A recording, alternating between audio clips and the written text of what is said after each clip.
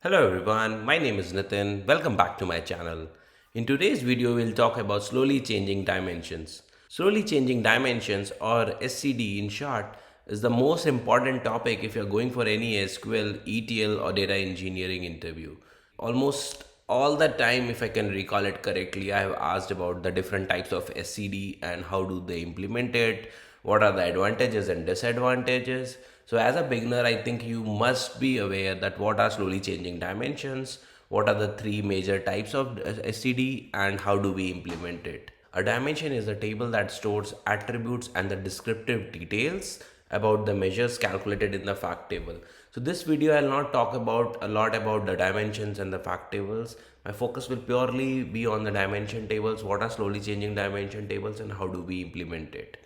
With time, it is expected that some of the attributes which are stored in the dimension table may get some updates from the source. And so that's why we call it as changing, because it could be a value A today, but after a few weeks, it may become a value B in the stored in the dimension table. So we are changing the values, and the changes coming into the dimension tables are expected not to be very frequent, hence the word slowly. So that's why our dimension tables become a slowly changing dimensions when you are expecting some changes to come into it, but you also at the same time you are also not expecting those changes to come very rapidly, else it will be rapidly changing dimensions. So in this video we'll see that what are the different types of SCD tables. There are three standard types of SCD tables. The SCD one, in which we simply override the changes. So say if you have a value A and the source has sent you a value B now, you will simply override, that is in SQL terms you will run an update statement and you will change that value A into value B coming from the source. In SCD2 we maintain all the history. So if you are working for a business or you are working on a project where you want to maintain all the history of the client, say you are a bank which is giving loan, and you want, in that case you want to retain all the information of the customer, so that say the customer changes the mobile number, so or the address, even in that case you may want to retain the old address or the old contact number for the customer. So you may want to go ahead with the SCD2 tables. In SCD2 we maintains all the history. So whenever a new value comes, like you already have a value A for a customer and the value B is coming now, so what you will do is you will simply close the record A and you will insert a new record with value B. So in your data warehouse or in your table, you will still have two rows for that customer, one pointing to A and one pointing to B. So if you want to see the entire history of the customer, you can do it using SCD2 tables. SCD3 is kind of something in between SCD2 and SCD1, I shall say, because it does not maintain the entire history like we do in SCD2, and it just maintains the previous and the current value. In some cases, if the initial values of interest, so you may store the initial value and the current value, but mostly what I have seen is the previous value and the current values are retained.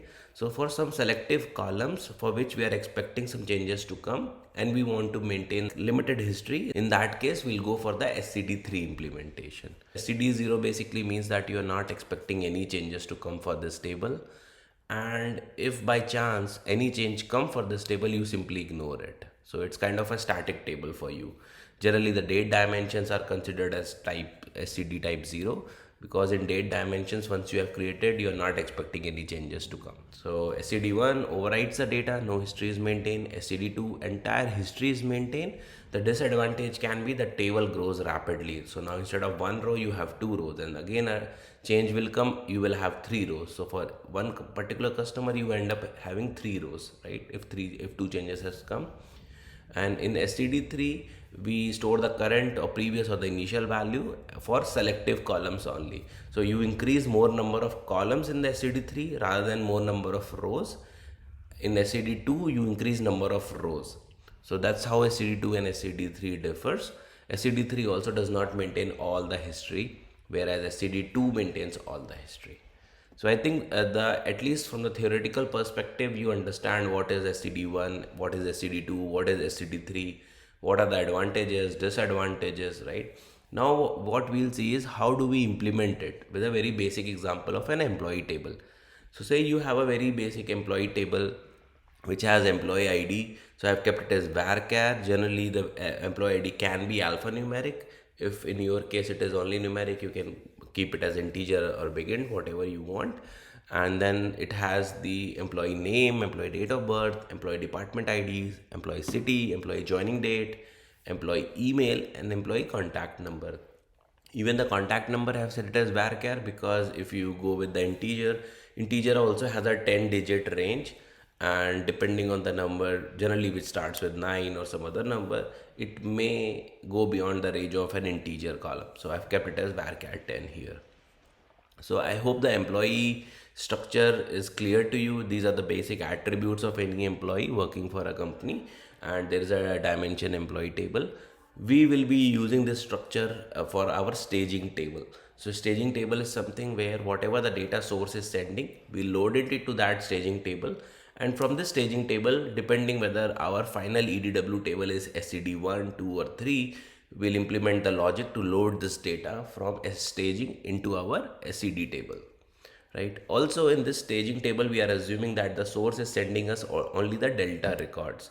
By delta, I mean only the new records and the records for which some update has come. So it's not a full refresh.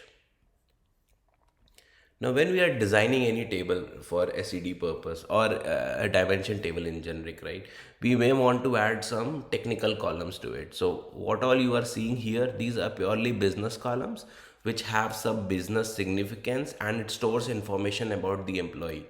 However, when we implement this into a physical table in data warehouse, we may want to add some technical columns to make it more meaningful for the technical purposes. Maybe we want to check something when this record entered into our data warehouse, or from which batch ID. So for that purpose, we want to add some technical columns in addition to these business columns.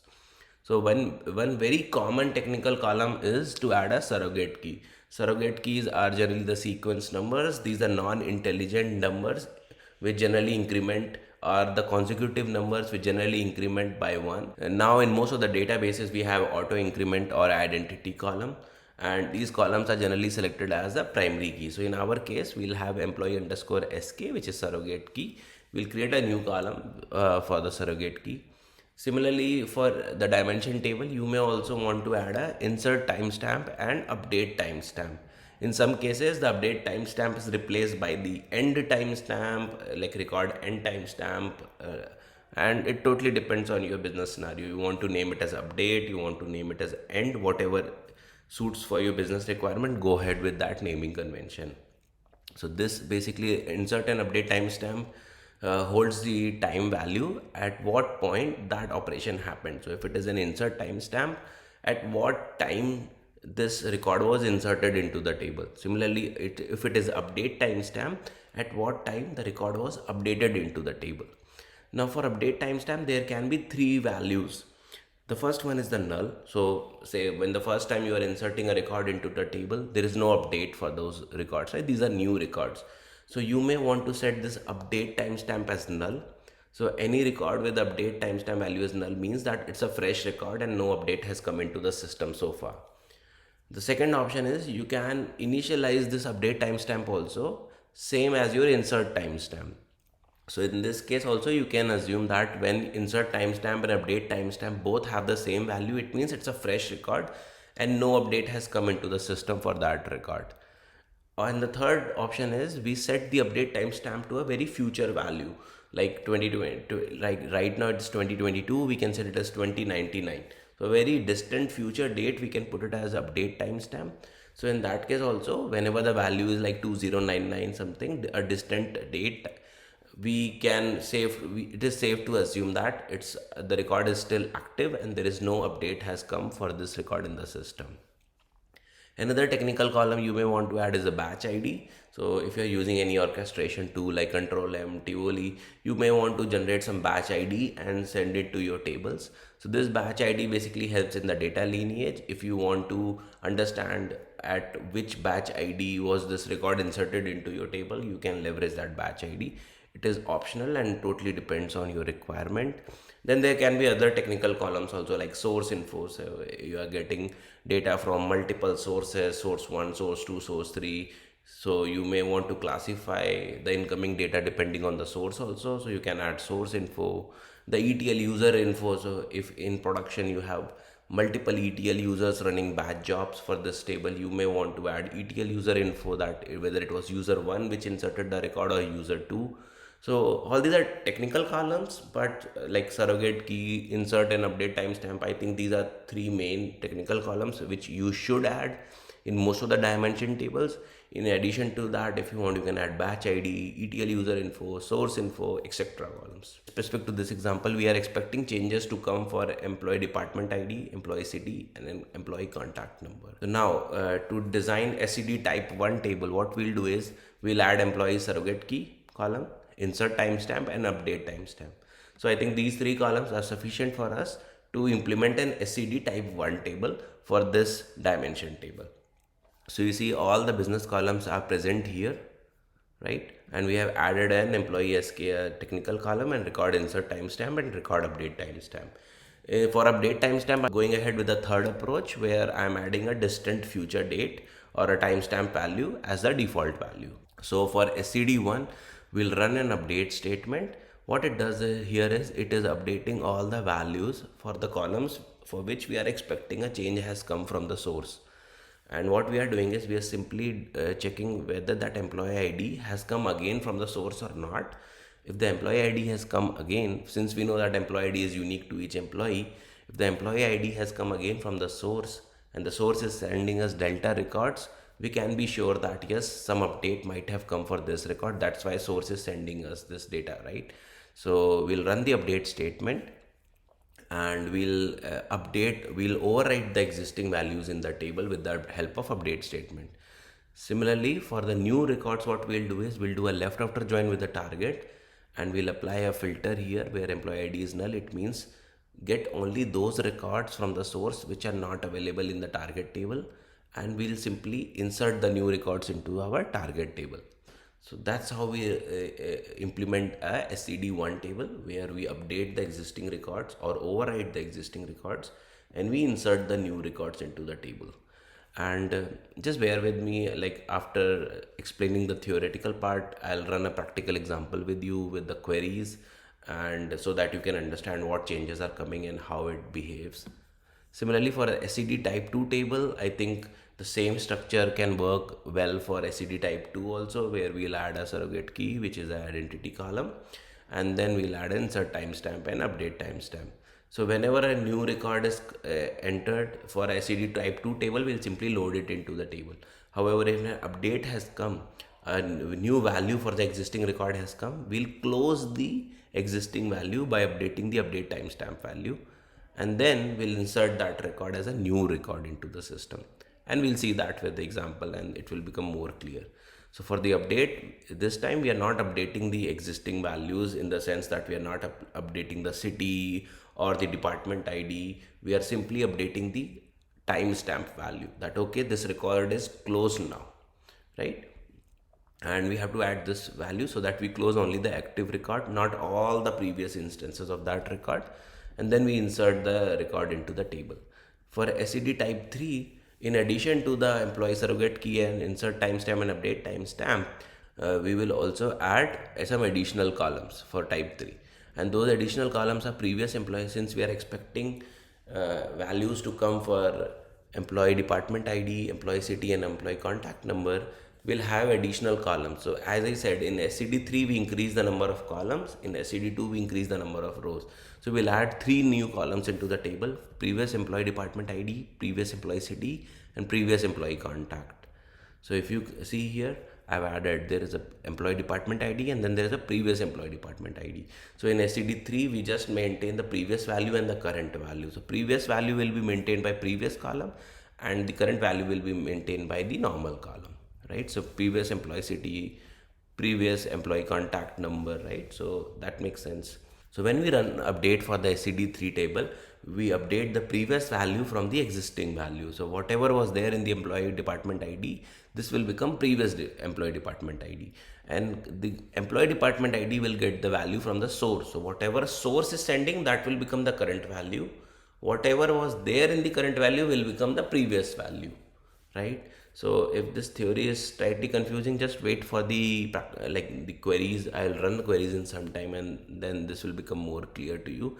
And in insert, we'll insert all the records which are coming from the source, then only the new records, right? So this is about the theory. Okay, now let's go ahead and see how does the data looks like when we run the query, right? So let me create the table. So I have created a staging table, and this is the data for day one. So let me load the records for the day one and show you how it looks like. So if you see here, I have 5 records coming from the source. This is the information for the employees. So there are 5 employees in the table. On day 1, I have received 5 records from the source. P101 till P105. This is the employee name, date of birth, department, city, joining date, email, and the contact number. So now let's see if I have to implement SCD1 table, right? How will I implement an SCD1 table? So I've created an SCD1 table in accordance with the structure we talked about, added a surrogate key, right? Insert timestamp and update timestamp with the default value of some future date. So first we'll run the update. No update will happen because right now the table is empty on day 1, so 0 records updated, but we'll insert some records. So when we insert the record, all the 5 records coming from the source will be loaded as is into the table. So my SCD1 table will look like this. I hope this is clear. This is just a dump from my staging table into my SCD1 table. It is day 1, no update will run, only the insert will happen. Coming to SCD2 table, let me create my SCD2 table. The structure is exactly the same. Again, the update will not update any records. And when I run insert, I'll insert 5 records and my table will look something like this.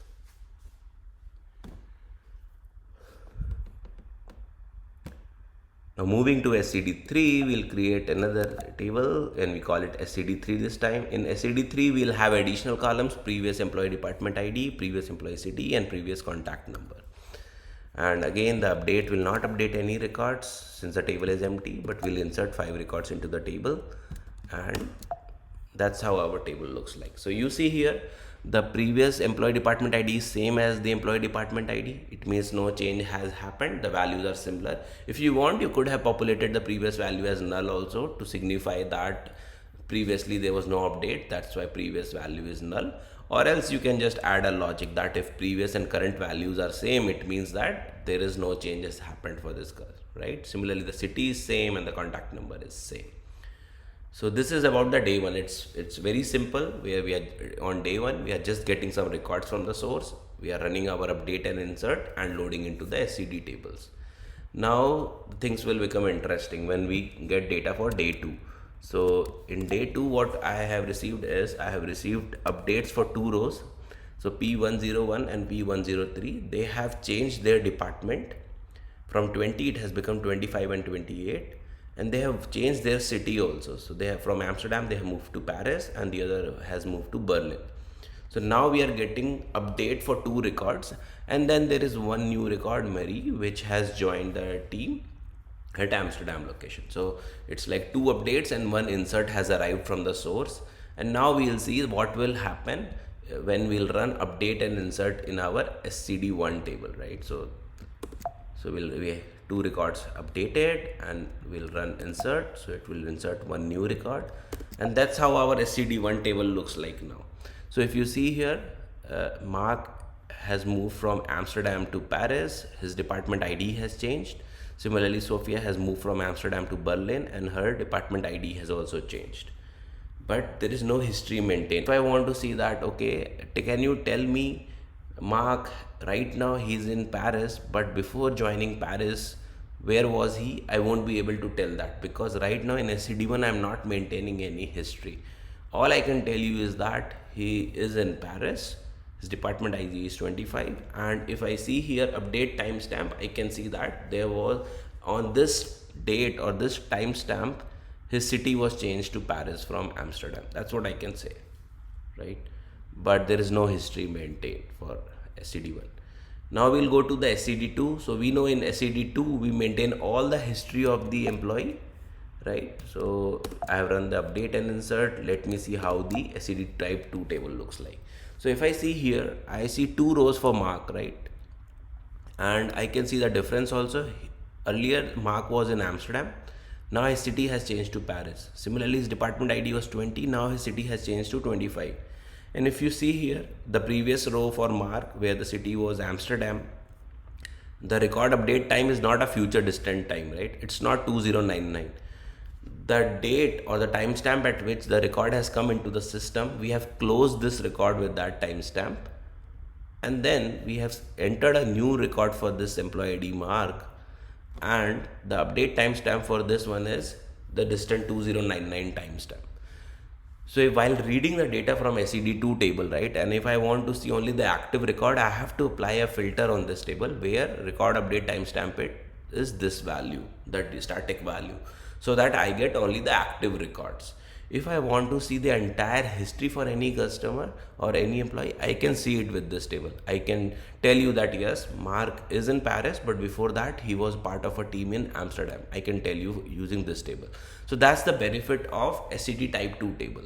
But the only disadvantage is, as the time with the time, the table size will grow rapidly. If you are expecting more and more changes coming for your records, you will end up having too many rows to manage, and the table size may grow rapidly. Similarly, we got another update for Sophia. So Sophia from Amsterdam, she has moved to Berlin, and her department ID has also changed. And similarly, for the previous record for Sophia, I can see that update timestamp was updated. So this record means that it is closed now. On this timestamp, the record was closed, and at this time, the record was activated. Right. So I hope now the SCD type 2 is clear to you, that whenever an update has come, we close the previous record and we insert a new record into the table. Now moving to SCD-3, we'll run an update and then we'll run an insert and we'll preview the data. So here you see that my table size has not grown, in terms that I am not adding any new row, but I am maintaining a value in my previous column. So if you see here for Mark, earlier the department, right now the department ID is 25 and the previous department ID value was 20. Similarly, right now his current city is Paris and previous city was Amsterdam. Similarly for Sophia, she has moved from 20 to 28 department ID and she has moved from Amsterdam to Berlin now. For rest of the employees, you can still see the values are exactly the same. Right. I hope this makes sense to you. Similar, right? Whenever the update will happen, the update values have changed, update timestamp has changed, and we are just storing the previous and the current value. So the city value from Amsterdam has changed to Berlin. In this case, it has changed to Paris from Amsterdam. So I hope now you can clearly see the difference, that how SCD1, SCD2 and SCD3 behaves when changes come into the system.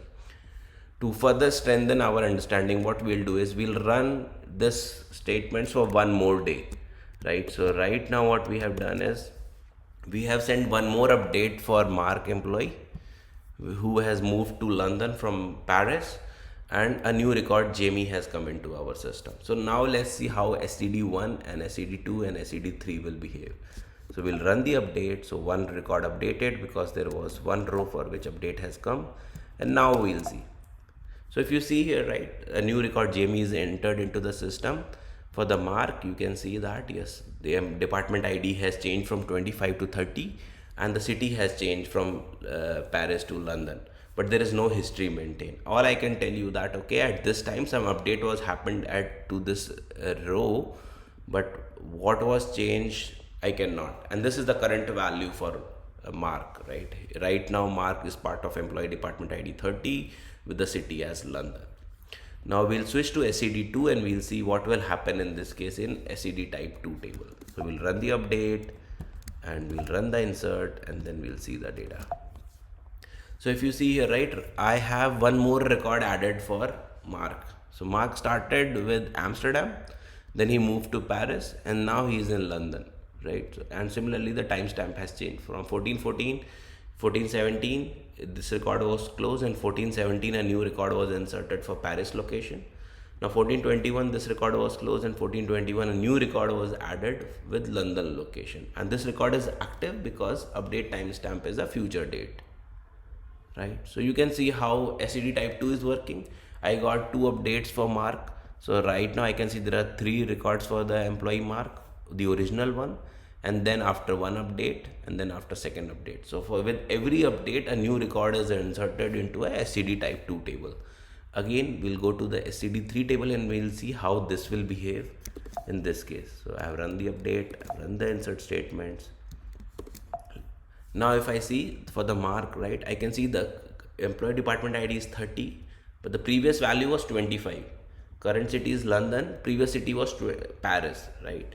So I hope now you understand, right? For the mark, I cannot go back and further trace when he was in Amsterdam, because I know Mark was also part of an Amsterdam team, but now I can only figure out that right now he's part of London team, and previous city he was Paris, but where is Amsterdam? I cannot figure out that from the SCD-3 table. So that's why we call it in SCD-3 we maintain limited history for selective columns, right? So this is all I wanted to cover in this video. I know I might have rushed and it might be slightly confusing for you. So in that case, what I'll propose is you go through this video again, reduce the speed if you want, and if you want, I'll share the link of the blog also in the description, so you can go to the blog and you can scroll through the blog and read about it also. And I think if you cover these things about SCD type 1, type 2 and type 3, what are the table design consideration, advantages and disadvantages, and how do we implement it using SQL, I think you can answer almost all the questions coming your way in the interviews for slowly changing dimensions. Hope this helps. Let me know your feedback in the comment, and if I miss anything, let me know. I'll try to cover that as well in the future videos. Thank you for watching this video. Good day.